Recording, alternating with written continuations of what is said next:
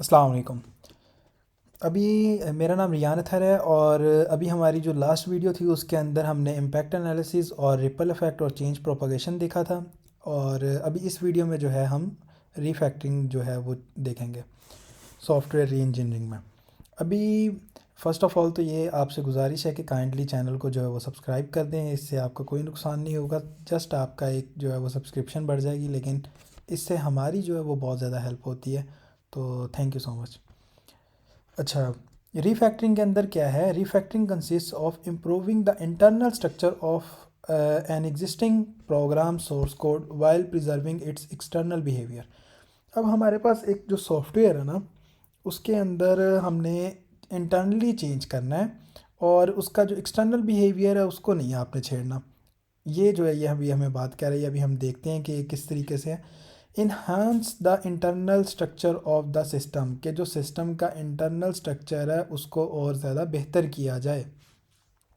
और जो उसका एक्सटर्नल बिहेवियर जो है उसने कहा है कि प्रिजर्व रखना है। इससे हमारा मतलब ये है कि मतलब एक हमारा जो है वो सॉफ्टवेयर है उसके अंदर एक फ़ंक्शन है। अब वो फंक्शन जो आउटपुट दे रहा है उसकी जो फंक्शनैलिटी है हमारे सॉफ्टवेयर की, वो सेम ही रहनी चाहिए।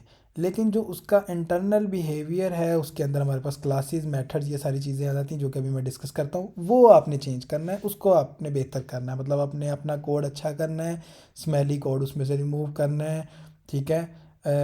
और जो बैड कोड है, ठीक है, उसको कोड को जो है वो आपने अच्छा करना है। अभी देखते हैं क्या क्या चीज़ें हैं हमारे पास इसके अंदर। Preserving the observable behaviour, all the tests passing before refactoring must pass after refactoring.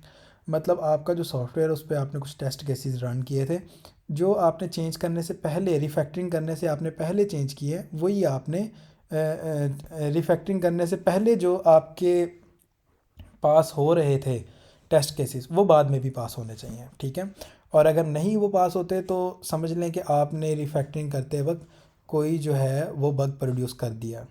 Refactoring जो है वो बेसिकली ये होता है कि आप जो आपका कोड है उसके अंदर जो है वो चेंजेस करते हैं और उसको और ज़्यादा जो है वो बेहतर करते हैं। अभी यह है list of basic refactoring content transformations on object oriented code. ये कह रहा है कि ये जो है वो लिस्ट ऑफ चेंजेस हैं जो कि आप रिफैक्टरिंग करते वक्त अपने कोड के अंदर जो है वो चेंजेस करते हो। अच्छा, लिस्ट ऑफ चेंजेस हैं। अच्छा, ऐड अ क्लास मेथड और एट्रीब्यूट, कि आप अपने कोड को अच्छा करने के लिए उसके अंदर कोई क्लास ऐड कर देते हो। मतलब लेट्स सपोज कि आपने दो जो है वो फंक्शनैलिटीज़ जो हैं, ये दो जो काम है वो आप एक ही क्लास से ले रहे थे, जो कि आपको पता चलता है कि यार लेट्स सपोज कि आपने एक ऑटोमोबाइल की जो है वो एक वेबसाइट बनाई है, ठीक है, एक आपने उसका सॉफ्टवेयर बनाया।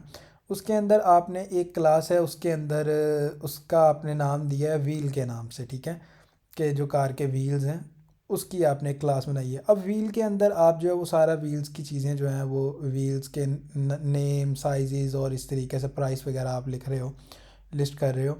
अब उसके अंदर जो है आपने व्हील के साथ साथ जो है क्या उसका नाम है, आपने कार का कलर वगैरह ये सारी चीज़ें भी जो है वो ऐड की हुई हैं, ठीक है।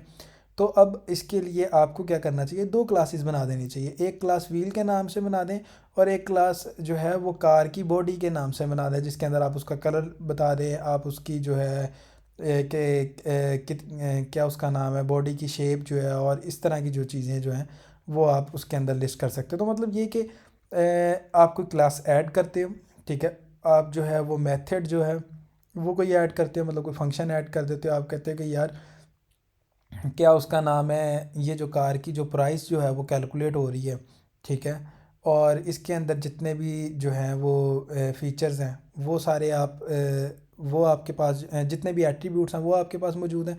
और साथ ही साथ जो है आप क्या उसका नाम है, कोई एक आधी और चीज़ ले लें कार की,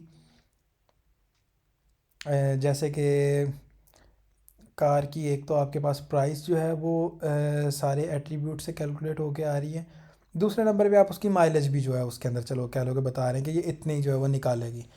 और उसके भी आप जो है वो सारे फैक्टर्स जो है अपनी इंजन की हॉर्स पावर और मतलब ये कि इतना बड़ा जो है वो इंजन है 1800 का है या 1500 का है, तो वो जो है वो भी आप उसके अंदर ही बता रहे हो। तो आप एक और फंक्शन ऐड कर लो, एक के अंदर जो है वो आप बता दो कि कार जो है वो कितना पेट्रोल कंज्यूम करेगी, या 1 लीटर में कितने जो किलोमीटर जो है वो आपको प्रोवाइड करेगी, और दूसरे के अंदर आप कह दो कि कार की जो प्राइस जो है वो इस तरीके से हम निकाल रहे हैं। मतलब ये मैंने बस एक बेसिक्स एग्जांपल दी है, जो कि एक बहुत ज़्यादा अच्छी एग्जांपल में फील नहीं हो रही, लेकिन मतलब आपको जो है वो मेथड करने की भी ज़रूरत पड़ सकती है, और उसके अलावा एट्रीब्यूट ऐड करने की भी ज़रूरत पड़ सकती है।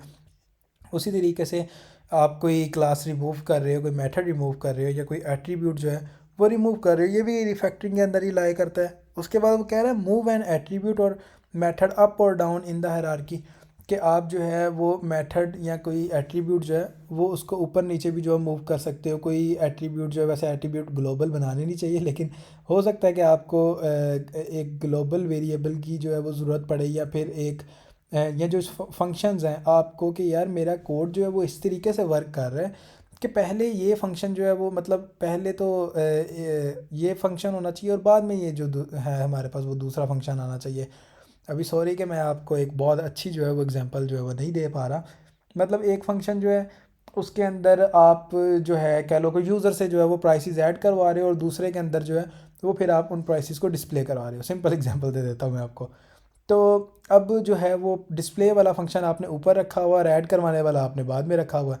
तो ऑब्वियसली जब वो, क्या उसका नाम है, डिस्प्ले जैसे ही कोड रन होगा डिस्प्ले में, तो आपके पास कुछ आएगा ही नहीं।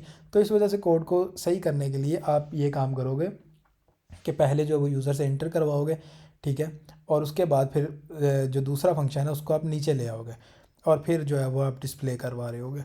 तो मतलब ऊपर नीचे जो है वो फंक्शंस एट्रीब्यूट्स को भी आप कर सकते हो। उसके बाद फिर कोई क्लास आप रिमूव भी कर सकते हो, मेथड और एट्रीब्यूट को रिमूव भी कर सकते हो। Extract chunks of code into separate methods, कि आप जो है कुछ जो कोड हैं थोड़े थोड़े, मतलब कोड के पार्ट जो हैं उनको सेपरेट मेथड्स के अंदर भी जो है वो आप मूव कर सकते हो। Never use to implant new requirements. अब रिफैक्टरिंग जो है ना, ये कभी भी आप इसलिए नहीं करते कि आपने कोई नई रिक्वायरमेंट ऐड करनी है, कोई नया फीचर ऐड करना है। रिफैक्टरिंग का बेसिक पर्पस ये है कि जो आपका एग्जिस्टिंग कोड है आप उसको और ज़्यादा एफिशिएंट बनाएं, उसको और ज़्यादा रीडेबल बनाएं, एक थर्ड जो पर्सन है वो आपके कोड को इजीली अंडरस्टैंड कर सके। लेट्स सपोज आप एक फर्म में काम करते रहे हो और आपने वो वहाँ पे रिज़ाइन दे दिया, तो जो आपकी जगह वो पर्सन उस कोड पे काम कर रहा है, अगर आपने उसकी रिफैक्टरिंग की होगी तभी वो इस काबिल होगा कि वो भी उस पर वर्क कर सके, अदरवाइज़ वो आपको बुरा भला ही कहेगा। तो ये हमारे पास चीज़ है। उसके बाद रिफैक्टरिंग का पर्पस, यही अभी वही चीज़ें आगे जो मैं आपको बता रहा था, कि रिफैक्टरिंग का पर्पस हमारे पास ये होता है कि refactoring is continuously apply to make the architecture of the software stable, कि एक तो उसका आर्किटेक्चर जो है वो स्टेबल बनाने के लिए रिफैक्टरिंग यूज़ होती है, और रेंडर द कोड रीडेबल, के कोड को जो है वो आप रीडेबल बनाते हो, और उसके बाद make the task of integrating new functionalities into the system flexible, कि जो आपकी फंक्शनैलिटीज़ हैं नई, उनको जो है वो आप सिस्टम के अंदर ऐड करते हो, और ऐड करने के बाद जो है वो और फ्लेक्सिबल जो है आपका मतलब जो है वो सिस्टम बन जाता है। अब इसके अंदर ये नहीं है कि आप नई फंक्शनैलिटी ऐड कर रहे हो, वो मैं आपको पहले ही बता चुका हूँ कि नई फंक्शनैलिटी कभी भी, नई रिक्वायरमेंट कभी भी आप ऐड नहीं करते। आप जो एग्जिस्टिंग मतलब कह लो कि आपने नई फंक्शनैलिटी ऐड की है, ऐड करने के बाद जो है आप अपना जो है वो रिफैक्टरिंग उस पर कर रहे हो। रिफैक्टरिंग जब आप कर रहे हो तो आप उसको जो है वो फ्लेक्सिबल बना रहे हो और स्मूथ बना रहे हो और स्टेबल कर रहे हो अपने सॉफ्टवेयर को, ठीक है। तो अभी हमारे पास आगे आ गया टॉपिक सॉफ्टवेयर रीयूज़ का। ये जो है अब हम नेक्स्ट लेवल में, नेक्स्ट लेक्चर में जो है वो डिस्कस करेंगे। आई होप कि आपको वीडियो पसंद आई है। अगर वीडियो पसंद आई है तो काइंडली हमारे चैनल को सब्सक्राइब करें, और इस वीडियो को लाइक कर दें, और अपने फ्रेंड्स के साथ शेयर कर दें। टेक केयर, अल्लाह हाफिज़।